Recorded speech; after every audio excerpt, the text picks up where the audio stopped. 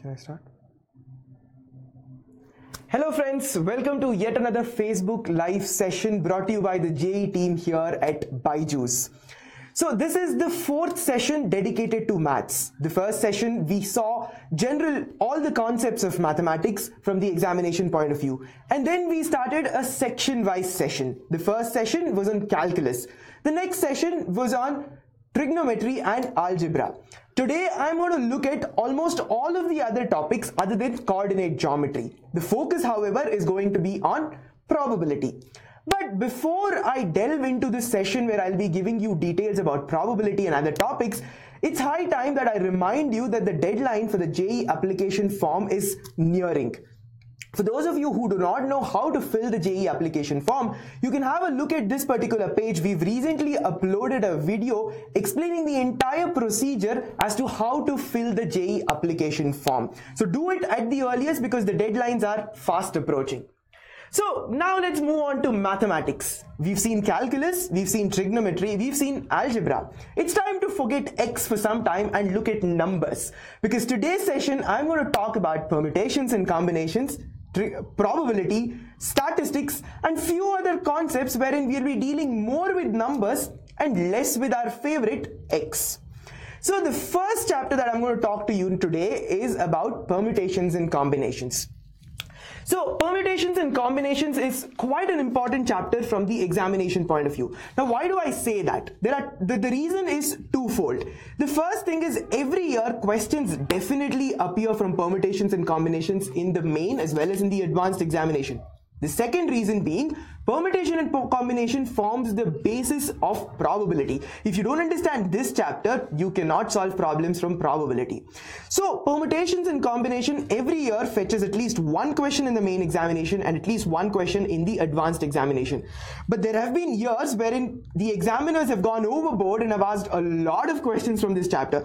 For example, in the year 2017, that is the recently concluded examination, in the advanced examinations, there were 3 questions which came from permutations and combinations.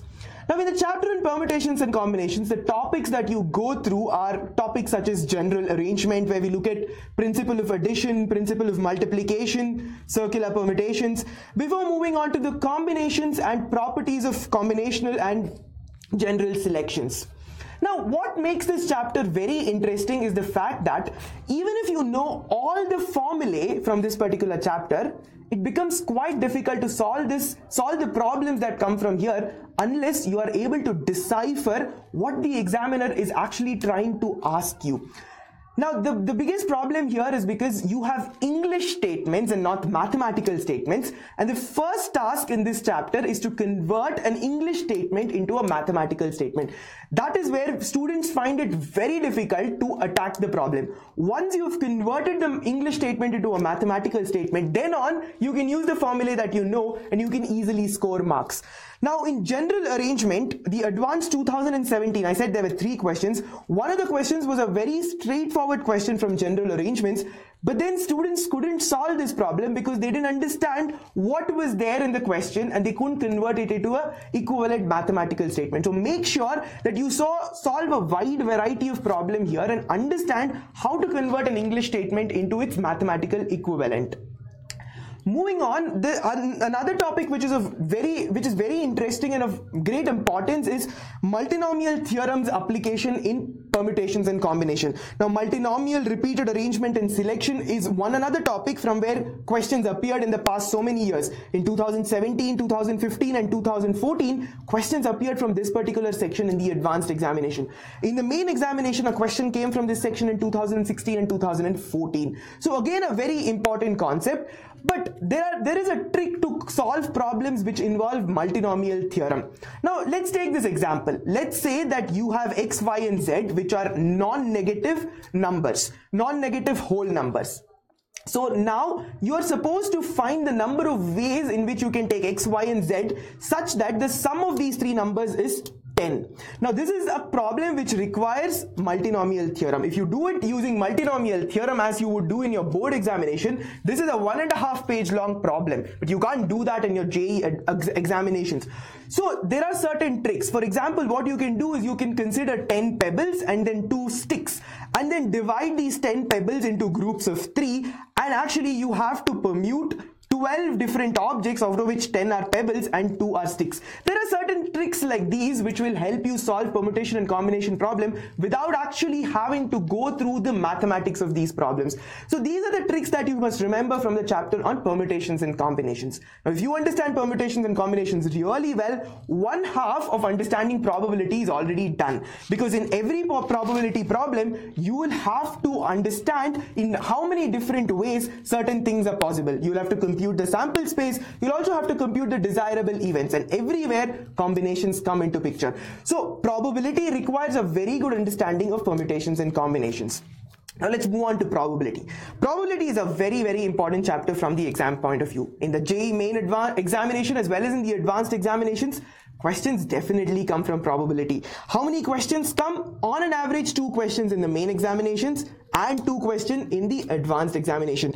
In the past so many years, there have been at least 1 or 2 questions that have been asked, but in 2017, just like from permutations and combinations, even from probability, the people who set the paper went overboard. They asked 3 questions in the main examination and 2 questions in the advanced examination.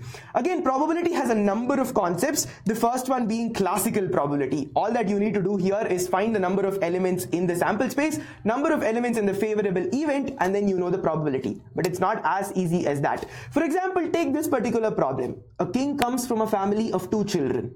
What is the probability that this sibling is a sister?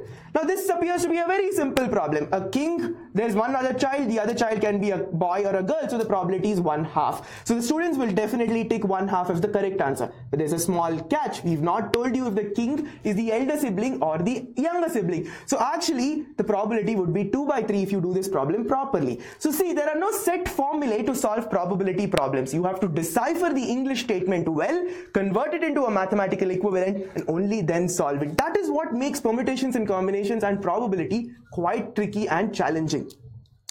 Now the next topic in probability, which generally doesn't fetch a lot of questions, is addition and subtraction law of probability. This is an important topic, but then doesn't fetch a lot of questions as such in the advanced examination. Sometimes questions come from here in the main examination. In 2017, a question directly appeared from addition law of probability. Then we move on to interesting topics such as independent events and conditional probability. Now this is a very important topic and questions come in plenty from this particular topic. Before this, another topic which is of very important is total probability law and Bayes theorem. Now students find it very difficult to understand Bayes theorem and total probability theorem, because if you understand this, then solving problems becomes easy, but understanding it is quite a little tricky, and so it's important that you go through these concepts well in advance and solve as many problems as possible. In fact, the only section from probability where you can solve a problem if you know the formula well is Bayes theorem, because here the question will be very evident and it will ask you to use Bayes theorem. So this is the only place where you can see a question and say, okay, I have to use Bayes theorem and solve this particular problem. The other sections are not that straightforward from probability. So probability and permutations and combinations put together will give you 2 to 4 questions in both the main and the advanced examination. Now for just 2 chapters, this is quite a lot of weightage. So make sure that you have gone through the concepts of probability and permutations and combinations well in advance, solved a lot of problems, and make sure that you are capable enough to convert English statements into their mathematical equivalents, because that is the key in solving these problems. So after probability and permutations and combination, we look at a few other chapters from which a few number of questions come in the exam. But before this, I'm going to take a few questions. So this is the end of the first half of this session. I'll take a few questions and then move on to the next part of the question. So the question here is, how to know if we need to apply permutation or combination in the question. Now this is a very apt question from the chapter on permutations and combinations. So this is a very key thing that you must remember. Whenever it is permutation, the order matters. Let's take for example alphabets, the letters in the alphabet. If you write AT or TA, these are two different words. AT is different, TA is different. So this is where you use permutation. You use combination when the order does not matter. I have two balls. I take the first ball and the next ball or change them. They're still the same. So in such cases, you use combination. Whenever the order doesn't matter, you go for combination. Whenever the order matters, you go for permutation. Another question is there any easy way to understand conditional probability? Well, what is conditional probability? Conditional probability is P of X given Y. So what happens when P of X given Y? So you have a sample space, let's say your universal set, which is a sample space, let's say S, and you have an event Y, which is a subset of the sample space, and I'm saying that event Y has definitely happened. So now what has happened is your sample space has reduced from your S to Y. So once the sample space is reduced to Y, then you're supposed to find the probability of X. Now keeping in mind that my sample space has reduced to Y. This is what conditional probability means. One event has already occurred and then you're supposed to find out what is the probability that another event would occur. So this is the easiest way to understand it. How to solve problems easily? Well, conditional probability problems are not very straightforward. Let's take this example, okay? This is a question which came in 2016. What is they're giving you the probability of team A winning matches against team B. They say that the probability that team A will win a match against team B is half, it will draw a match against team B is 1/6, and it will lose a match against team B is 1/3. You're asked to find what are the probabilities of B. Now this appears like a conditional probability, but it is not that straightforward. So conditional probability again will test your knowledge. Even though mathematically I've told you one event has already occurred, what is the probability of another one, it is not that straightforward. So probability requires you to analyze the questions very well. And the reason why most of the people find probability difficult is because you have to convert an English statement into mathematics. And even if you know the formula, unless and until you convert the English statement into a mathematical equivalent, you cannot go ahead and solve the problem. So that's why probability requires a lot of practice, and it's a very tricky and interesting concept and a very nice chapter in my opinion. So I'll take more questions at the end of this particular session. So please write a lot of questions here. In fact, probability and permutations and combinations have been explained really well in our apps. You can go and look at the faculty explaining certain tricks of the trade in an absolutely amazing way. So you can download the app if you've not downloaded in the links given in the comment section of this particular video here. So you can download the app, have a look at the 11th standard and 12th standard videos on permutations and combination and probability. So now let's look at few other chapters. Two chapters which will always fetch questions in the main examination but will never fetch question in the advanced examination, at least as far as data of the past 10 years go, are statistics and mathematical reasoning. Now statistics is a chapter you've been studying for a long time now. You've been looking at bar graphs and histograms from your middle school and high school days. So when you've come to your 11th standard, statistics becomes a little more advanced, because though we are looking at measures of central tendencies such as mean, median and mode, we also add measures of dispersions such as the mean deviation, the standard deviation and the variance. So a lot of questions come in the main, in fact one question comes in the main examination every year, and all these questions normally will test your knowledge of all these different tendencies and dispersions. So there will be questions which will test your knowledge on mean, mode, median, sometimes on standard deviation and variance.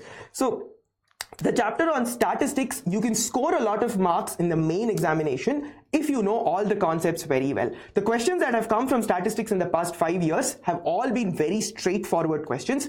Does not require you to think a lot. It requires a very good understanding of the concept. If you know the concept well, if you know the formula well, then there is no way that you can go wrong in the statistics problem which come in the main examination. This is exact same case with the next chapter, which is mathematical reasoning. But the only tricky bit in mathematical reasoning is the fact that this, just like probability and permutations and combinations, combination requires you to convert an English statement into its mathematical equivalent, and this is where students find it very difficult. Now, a question which came a few years ago, which is there at the back of my head, was something like this. You have given three statements, let's say P, Q and R. P says Suman is rich, Q says Suman is honest, and R says that Suman is intelligent. Now the question was, what is the negation of the statement Suman is intelligent and honest if she is not rich? So this statement has no mathematics anywhere. It's an English statement. You are supposed to convert this particular statement into its mathematical equivalent. Now if you know how to translate English into math, this problem is a freebie to all of you. You just get marks from this because you look at the option, you know which is the right answer. If you don't know how to convert an English statement into its mathematical equivalent, there's no way you can actually go ahead with this problem because there's no formula that will actually lead you to the solution. So again, reasoning will fetch one question definitely in the main examination, and I've not seen questions come in the advanced from reasoning, but in the main examination that one question is either a free gift or you'll never get that question. So practice a few questions from this chapter, understand the different things such as quantifiers and logical connectives, so that in the exam hall you don't have a lot of difficulty in understanding what to use and when. So moving on, there is one chapter left which I have not discussed. This is the chapter on matrices and determinants. So matrices and determinants do not fall under the category of algebra or trigonometry or statistics or probability. So this is one chapter which I'm going to discuss in this particular session, because the next session is going to be on coordinate geometry. Again, matrices and determinants do not feature in coordinate geometry. So matrices and determinants is again a chapter which definitely fetches 2 questions in the main exam and 2 questions in the advanced examination. So matrices and determinants are chapters from where not a lot of tricky questions can come, but a lot of lengthy questions come. In 2016 and 17 advanced examination, the questions which came from matrices and determinants were multiple correct answer kind of problem, and these involved concepts of symmetry and skew symmetry. So these problems were extremely lengthy. So you have no shortcut for these problems. The only way to do it is rigorous calculation. For this you need practice. To ensure that at no step you go wrong, you should have practiced a lot, and only then you can get all these problems correct. So it's important that you take all your freebies from chapters wherein you can solve problems within 1 minute.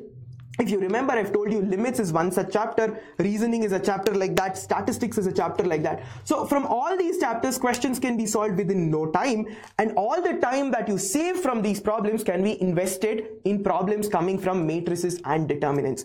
So matrices and determinants, the most important concepts from the topic on matrices are symmetric and skew symmetric matrices, a joint of a matrix which involves cofactor and minors, and inverse of a matrix. So a lot of questions normally come in the examinations from these topics. From the concept on advanced, inverse of a matrix, which requires knowledge of a cofactor and minor and the adjoint of a matrix, questions came in the year 2017, 16 and 15, both in advanced and main examination. So inverse of a matrix is a very important concept, and inverse is also quite useful in solving linear equations, which is a definite question from the chapter on determinants. But in order to solve linear equations, sometimes you can solve it very easily by using elimination of the wrong option method. This is an easy method to solve a system of linear equations without actually having to incorporate the inverse of a matrix. But sometimes you have no option but to go through the long method which requires you to compute the inverse. So at that time, it is very important that you have a good understanding of the concept of the inverse of a matrix. So properties of determinants is yet another topic which will fetch you definite short questions in the examination. The properties of determinants again was tested a number of times in the past 5 years, both in the advanced and the main examination. There are a huge number of properties, almost 20 properties are there for determinants, which will be found in different textbooks. NCERT doesn't give all these properties, but the questions which come in the advanced examination sometimes will require you to know a few properties which are not stated in the textbook of NCERT but are given in some other very nice reference books.